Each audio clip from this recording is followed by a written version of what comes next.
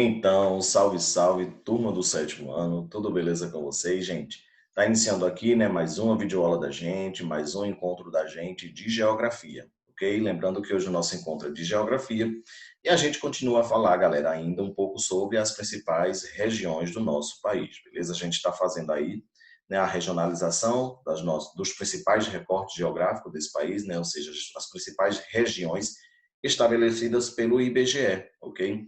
E a última região estudada, né, vem sendo, no caso, a região norte, que é onde a gente continua a falar um pouco sobre ela, beleza?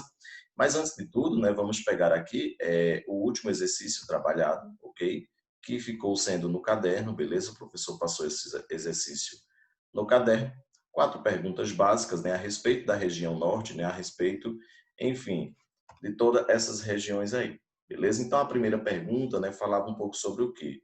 Como você justifica o porquê de tantas queimadas no Brasil, né? A gente estava falando sobre a região norte e, enfim, a gente, no caso, associa esse assunto, né, à atualidade, né? Ou seja, já que a gente, por exemplo, está tendo aí muitas queimadas, né, no Brasil, principalmente na região ali, na região centro-oeste, né, assim, na região do Pantanal, né, ali tem bastantes queimadas ultimamente, né, assim também tão grande quanto, por exemplo, nas regiões norte, né, que é a região que a gente está estudando agora, beleza? Então a gente vai estudar um pouquinho aí, né, o porquê, né, ou seja, como você justifica o porquê de tantas queimadas no Brasil, beleza? Então aqui era como era que cada um justificava. Ultimamente, né, as últimas queimadas que vêm ocorrendo no Brasil, claro, né, cada vez mais para implementação, né, do espaço agropecuário, né, ou seja, do espaço agrícola, né, ou seja, essas queimadas ocorrem para dar ênfase ao agronegócio, beleza? Para dar produção ao agronegócio, né, ou seja por agropecuária, seja por propriedades agrícolas, ok? Então, é uma ampliação, ou seja, o que eles fazem é estar limpando áreas, né, para a produção do agronegócio, para, enfim, a implementação de espaços agropecuários, a implementação de espaços agrícolas, beleza? A segunda questão, né, todos mandaram muito bem, né, nessas respostas, o que são florestas fechadas, né? As florestas fechadas, né, são florestas densas, né? Isso principalmente as florestas típicas da região norte, né, que são florestas praticamente densas, de grande porte, né? São árvores que possuem aí quase praticamente o que 60 metros de altura, né, que são predominantes principalmente na região norte do país, beleza? Principalmente nas regiões norte, pelo fato de existir lá árvores de grande porte, ok? Diferencie árvores pequenas, médias e grandes portes, né? Aqui, básica essa questão, muita gente diferenciou pela questão dos metros, tá certo também, muita gente diferenciou pela questão, enfim, dos troncos, enfim, do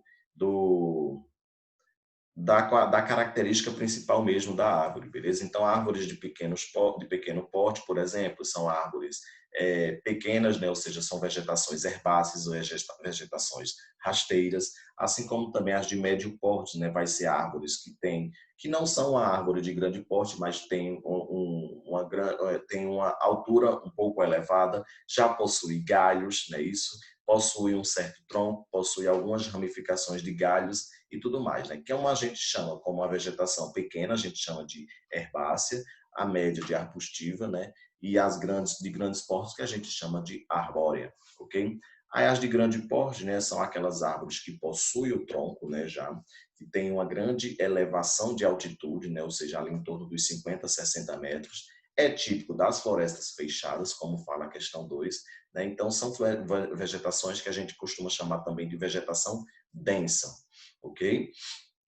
A quarta questão, como você acha que a floresta amazônica pode reverter toda essa situação de degradação? Explique suas ideias. Então, aqui também era uma questão pessoal, ok? Gostei das ideias de cada um, né? Só poderia explicar um pouco mais, né? Ou seja, um pouco mais do que a conscientização, porque a conscientização praticamente não está existindo, né? Infelizmente, no nosso país. Então, um pouco mais de que as pessoas devem se conscientizar. Algo muito mais do que isso o professor procura, beleza? Como algum tipo de política mesmo, de alguma política pública que pudesse realmente reverter essa situação dentro da floresta, né? Dentro da floresta amazônica. beleza? Então aqui a gente continua, né? A gente tem aí o perfil noroeste, sudeste da região amazônica. Então a gente tem aí, por exemplo, toda a superfície terrestre existente, né? Ou seja, toda a elevação planáltica de relevo existente, né, nos pontos de A a B da região noroeste, sudeste da região amazônica, beleza? Então ali vai desde os planaltos, vem a depressão, né? Tem ali a questão de planaltos, depressão e planaltos, ok? Que é o que caracteriza principalmente essa região da africana, não, gente, essa região da região amazônica, beleza? Então, o relevo, apesar de aparentar uma uniformidade topo-altimétrica, né, apesar de apresentar uma uniformidade, a região norte, né, de acordo com a classificação de relevo, né, ela apresenta compartimentos diferentes de relevo, como a gente viu aqui, por exemplo, nessa figura, né? A gente vê que ela é caracterizada por planaltos, por depressões, né? Algumas áreas planas também, né? Como planícies e tudo mais, beleza? Planaltos formam o compartimento do relevo de menor extensão territorial da região e estão subdivididos em duas porções, né? Que é o Planalto das Guianas ou Norte Amazônico, de formação proterozoica, né? Ou seja, enfim, de formação bem antiga, né? De rochas cristalinas, que são aquelas rochas mais resistentes, né? Ou seja, são as rochas mais resistente às intempéries, né? Ou seja a ação do sol, da chuva e tudo mais. Está localizado no extremo norte da região e é nele que se encontram as áreas mais elevadas do nosso território, como o Pico da Neblina, né? Que está a 3.014 metros de altura, ponto culminante do Brasil.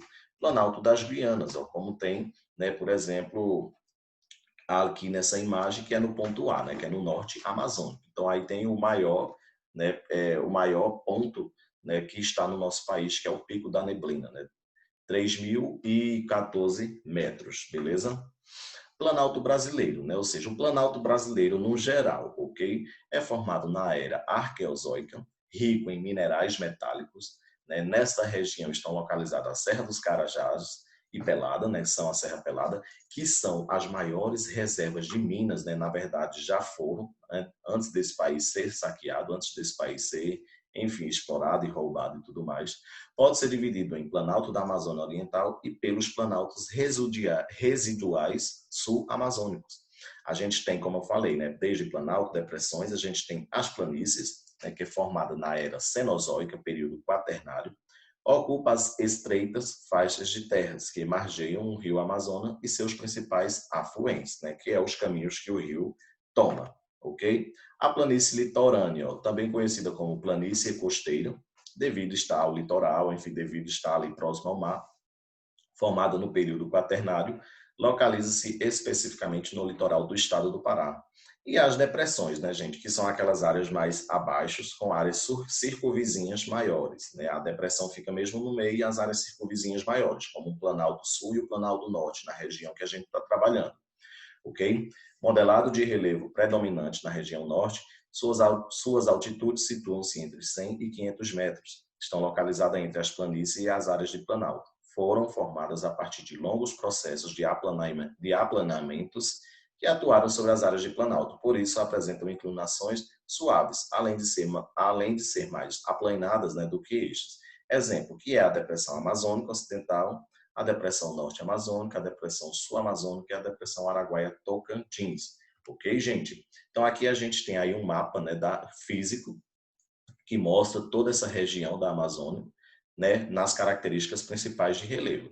Então a gente tem ali, por exemplo, as áreas de menor altitude até as áreas de maior altitude, né? Ou seja, a gente tem de 0 metros, que são as planícies, né, que são ali praticamente ao mesmo nível do mar, né, que são as planícies costeiras ou litorâneas, até as maiores altitudes, que são as cores mais fortes, né? Ou seja, a cor verde, a cor mais baixa, né, as partes mais baixas, até a cor laranja, que vem atingir os 800 metros, né, que chega ali, no caso, às áreas mais elevadas de relevos, como o Pico da Neblina e tudo mais. Beleza, gente?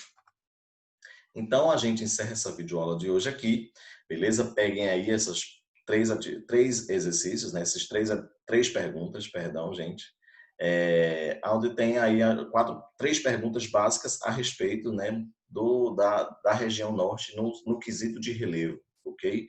Três perguntas básicas, os procedimentos vocês já sabem, beleza? Essa foi a nossa videoaula de hoje, eu espero que vocês tenham gostado. Tchau, gente!